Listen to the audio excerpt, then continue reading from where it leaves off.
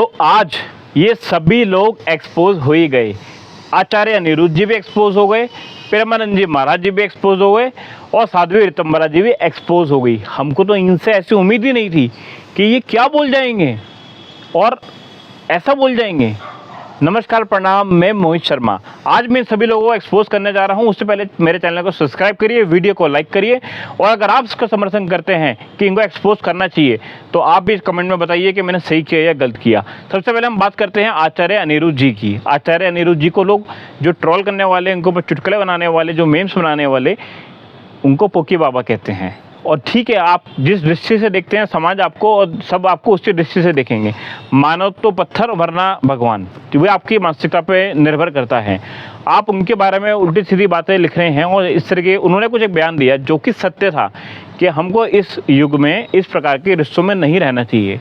तो जो ये रिश्तों में रहना चाहते हैं उनको ये बात बुरी लगी और उनका पूरी चंडाल चौकड़ी इकट्ठी हो गई और उन्होंने उनके प्रति एक सोशल मीडिया पर ड्राइव चलाई कि इन्होंने ऐसा बोला, ये इनके बोल बिगड़ गए, ये क्या कह रहे हैं, ये क्या दिक्कत है, इनको दिक्कत क्या है, अगर हम अकेला रहना चाहते हैं, अगर हम इनके साथ रहना चाहते हैं, दिक्कत क्या है। बहुत सारी चीज़ें उन्होंने बोली, आपकी मानसिकता के ऊपर है। अब मैं आपको आचार्य अनिरुद्ध जी के बारे में बताता हूँ। आचार्य अनिरुद्ध जी एक वृद्धाश्रम चला रहे हैं जिसका नाम है गौरी गोपाल आश्रम, और उसके अंदर वह माओं को रखते हैं जिनके बच्चे उनको निकाल देते हैं। वैसे तो दुर्भाग्य हमारे देश का कि यहाँ वृद्धाश्रम होने ही नहीं चाहिए थे, लेकिन अगर आज हैं, अगर ऐसी स्थिति आ गई तो ऐसे आश्रम भी आ गए। जरूरी भी था समय के हिसाब से इसको बनाना।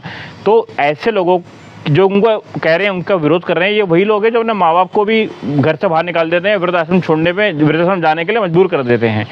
दूसरी बात करते हैं प्रेमानंद जी महाराज की। प्रेमानंद महाराज जी ने मुझे ये लगता है कि केवल भारत में नहीं, पूरे विश्व के लोगों को उन्होंने राधा जी से जोड़ा है, कृष्ण जी से जोड़ा है। आज जो व्यक्ति हर हिपे पूरे युवा करा करता था, आज वह राधे राधे कर रहा है और राधा कृष्ण बोल रहा है। प्रेमानंद जी महाराज का इसके अंदर बहुत बड़ी अहम भूमिका है और संतों का काम ही यही है कि भटके हुए लोगों को धर्म से जोड़ना, भटके हुए लोगों को समाज से जोड़ना, और उन्होंने वही करा। उन्होंने भी कुछ सत्य बोला कि आज के समय में क्या है। जो वो उन्होंने बोला, मैं नहीं बोलना चाहता, ऐसा नहीं, मुझे बोलने का डर है, मैं सत्य बोलने में कभी पीछे नहीं हटता, लेकिन एक नेगेटिव चीज़ को बार बार बोलने से पहले और नेगेटिव लोगों को और ज़्यादा वैल्यू देने से अच्छा है कि आप सत्य को सामने रखो। उन्होंने वो बोला जो आज के युग में हो रहा है, जो कि आज के युग में देखिए मर्यादा में रहेंगे तो ही पुरुषोत्तम कहलाएंगे। अगर आप मर्यादा से बाहर जाएंगे तो आप क्या कहलाएंगे, मैं जानता हूँ क्या आपके मन में आ रहा है।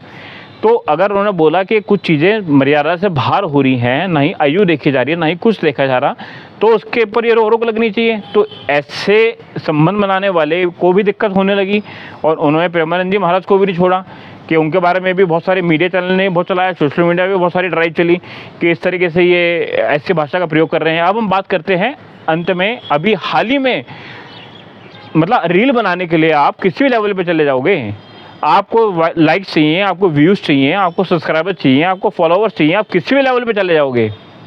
तो उन्होंने ये कहा कि आप किस लेवल पे जा रहे हो, क्या कर रहे हो, किस तरह से नाच रहे हो, मतलब आप इस लेवल पे गिर जाओगे। और सबसे बड़ी चीज़ कि ऐसा कंटेंट बनाने वालों के परिवार भी देखते हैं, जाहिर से बातें देखते हैं, तो क्या उनको भी फ़र्क नहीं पड़ता। तो उन्होंने वो सत्य बोला और उनके ऊपर भी बहुत सारी चीज़ें उड़ गई।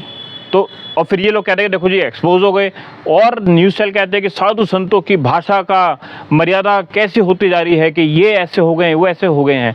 अभी हाल ही में एक मौलाना ने एक सपा के नेता की धर्मपत्नी जी के बारे में एक शब्द का प्रयोग करा था, लेकिन ये सारे लोग तब चुप थे।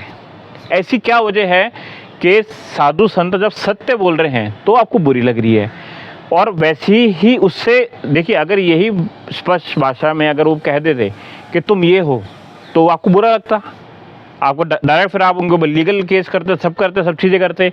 लेकिन वैसा ही शब्द अगर उन्होंने प्रयोग कर दिया एक मौलाना ने, तब आपको कुछ दिक्कत नहीं हुई। आपने थोड़ी देर जो राजनीतिक क्षेत्र से हैं उन्होंने तो इस चीज़ को बोला कि ये नहीं होना चाहिए था, बाकी ऐसे लोगों ने नहीं बोला।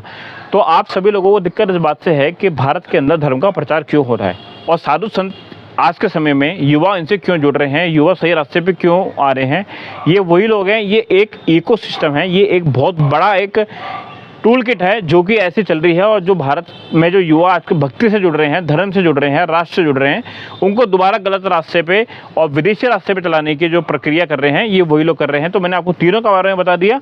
मैंने आचार्य अनिरुद्ध जी के बारे में आपको बताया, मैंने आपको प्रेमानंद जी महाराज जी के बारे में बताया, मैंने आपको साध्वी ऋतंभरा जी के बारे में बताया। ऋतंभरा जी एक बहुत बड़ा वात्सल्य ग्राम के नाम से स्कूल चला रही हैं, कॉलेज चला रही हैं, जहाँ पर बच्चियाँ, जो मैंने पहले वीडियो में बोला कि स्टार्टअप और अपना एंटरप्रेन्योर, पायलट, डॉक्टर, इंजीनियर सब बन के निकल रही हैं। तो ऐसा नहीं है कि आज के युग के में रहने के लिए, आज के समय के हिसाब से चलने के लिए आपको उल्टे सीधे नाच करना, उल्टे सीधे कंटेंट बनाना जरूरी है, ऐसा नहीं है।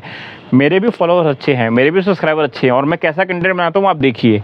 मर्यादा में रहेंगे तो ही राम कहलाएंगे, मर्यादा में रहेंगे तो ही पुरुषोत्तम कहलाएंगे, मर्यादा से बाहर जाएंगे तो क्या कहलाएंगे आप समझ सकते हैं। जय श्री राम।